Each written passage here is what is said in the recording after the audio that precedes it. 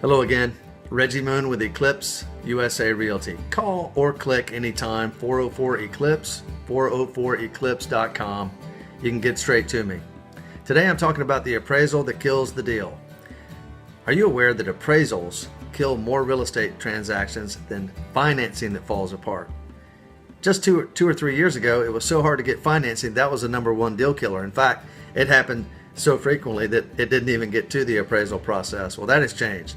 Financing, typically people are writing offers, they've already been approved, they already understand the process. So does the agent, so does the seller, so does the lender. It's a little bit different than it was around 2 or 3 years ago. So because we've gotten over that hurdle, the next biggest hurdle, and it's a big one, is the appraisal that kills the deal. How do you fix that? Here's the better way to start the whole appraisal approach as a seller. Here's the best way. The best way is to start out with a list price that makes sense. If everything in your subdivision is selling for $200,000, you're probably not going to get $250,000 for your house, which is comparable to those that have sold recently for $200,000. That's the biggest gaffe, is listing it too high, or an agent that won't tell you, hey, you know what?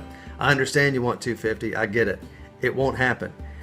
Unfortunately, the value of your house is based on the value of the other houses that are comparable to yours in either your subdivision or neighborhood. So that's the biggest piece. Don't list it and don't expect it to come in beyond what the comparables have shown that it's worth. But here's the process. When you get a contract, you as the listing agent tell your buyers, okay, we got a contract, we got the full price, we got whatever agreed upon sale price. Here's what we're going to do next. I, the listing agent, will be the contact person for the lender. I, the listing agent, will remove the electronic lockbox and put on a combo box to where the appraiser has no choice but to call me for access. When they call, I have already pulled comparables that match your house where the value is there. If there's anything that needs to be done in the contract, like upgrades or appliances or something that needs to be fixed, we make sure all of that is done before the appraiser gets there. When he calls for access, I send him the comparables that show your house is actually worth what the contract price is. It is no more complicated than that.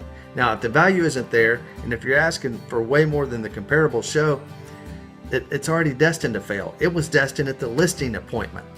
So you got to get that part right. If the appraisal breaks the deal, the chances of getting them to come up to what you had anticipated or expected with the contract, it's about 1 in 20 that you're going to be able to fix a broken appraisal. So my concept is, don't go that far. Don't let it get that far. Hit it head on at the listing, hit it head on at the contract, hit it head on before the appraiser enters the property. Sounds really simple. If you don't follow the method and the sequence, it will come off the rails. Call me about this. Call or click 404eclipse.com. Thanks.